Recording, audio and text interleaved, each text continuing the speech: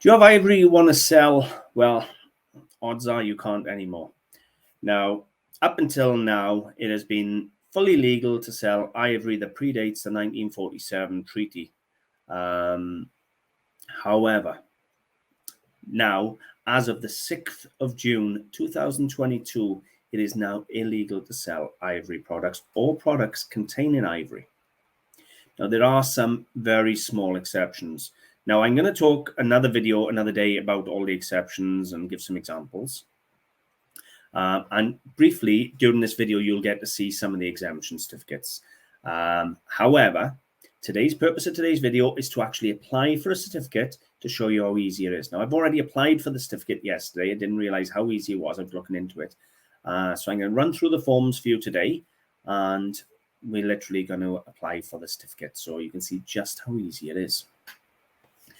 So the item we're going to apply for today is this, which is a 19th century Japanese bronze mouse and apple on a wooden plinth. Now, the reason I can't sell this at the moment is, do you see the leaf the mouse is standing on and the stalk in the apple? They are both ivory. So at the moment, it is illegal for me to sell those items. Now, before I get into showing you the certificate application and how you do it, I want to say, from what I've read, it talks about elephant ivory. I still don't understand yet on the related items such as walrus ivory that are not endangered species and things like that, whether or not you're allowed to sell them. This article refers to items made of elephant ivory. Now, whether or not you'd wish to risk selling something thinking it's walrus ivory, and if it turned out to be elephant ivory, you're 5 years in jail. So I don't know. So that's going to need looking into in a further video. But let's fill in the application form and go from there. So we start this again, I suppose. Dealing in ivory or items made of ivory. And we'll come down here and we'll come all the way down to the exemptions for dealing in ivory. Declare an item you wish to intend to sell or hire out. Scroll down here, start.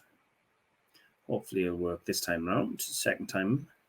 So, how certain are you that your item will qualify for exemption on the ban in dealing with ivory? With myself, 100%. It's over the 100 years old and it has less than 10% ivory. So, completely satisfied, but you can ask for help. What is your ivory item? A musical item made before 1975 with less than 20% ivory? No. Item made before 3rd of March 1947 with less than 10% ivory.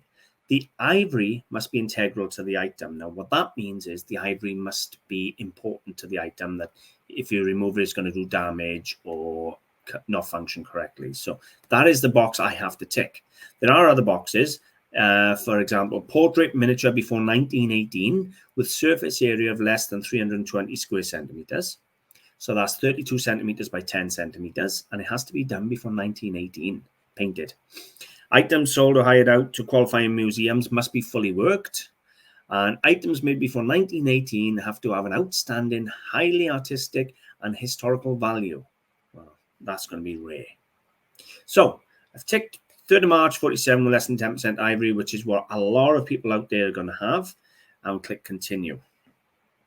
You can now make a self-declaration to hire the item out. You add up to 6 photographs, describe the item, provide contact details, declare the item meets the exemption, and pay the fee.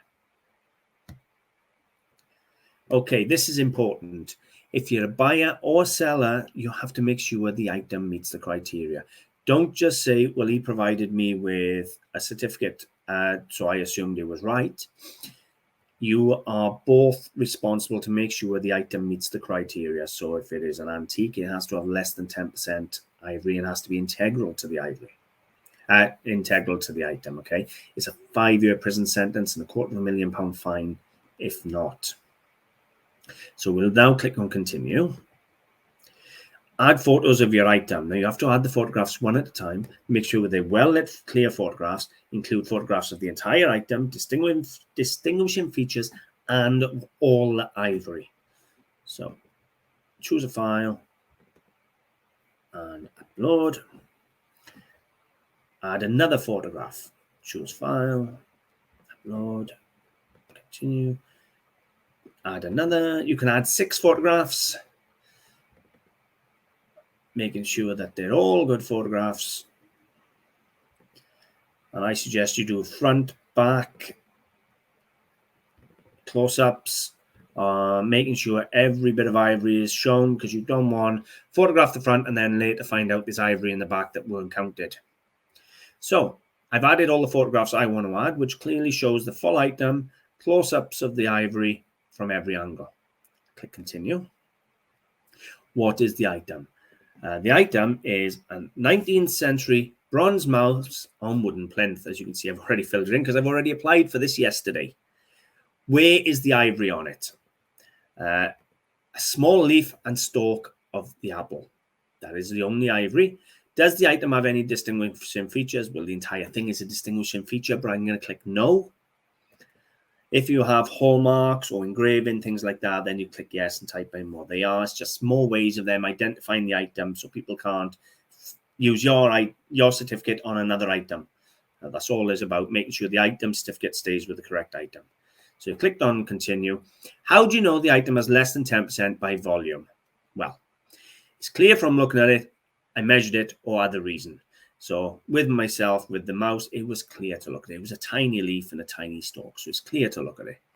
But if you have to measure the item and work out, as long as it's less than 10%, you're all right. Clear from looking at it, click continue. How is the ivory integral to the item? The ivory is essential to the design. If detached, the item could no longer function as intended, or you cannot remove the ivory without damaging the item. So mine is you cannot remove the ivory without damaging the item, but it is also essential to the design because it is part of the design where the mouse is on the stood on the leaf to reach the apple, and without the stalk, it's not an apple. So really, both of these apply, in my opinion, on this. And click continue. How do I know the item was made before 3rd of March 1947? So you have many options. If it's silver, you could have a hallmark. You could have a receipt, things like that. In my case, if I scroll all the way down to the bottom here, I am an expert in my professional opinion. It dictates. Because I'm an antique dealer, I can actually class myself as an expert, and it's my professional opinion. You can also have written verification from a relevant expert. So you can just go to an antique dealer and ask for verification of them. It's been in the family, so it's a family heirloom. I have a dated publication that shows the item described. Or you have receipts showing when it was bought or repaired. Or you can have other reasons. But me, I'm an expert, and it's my professional opinion. I like that. Do you own the item? So, yes. But ownership, this certificate ends with the transfer of ownership. So you will have to get your own certificate once you own it, if you intend to sell it or hire it out. If you want to keep it, you don't. Do I own the item? Yes, I do. Continue. My contact details. Done.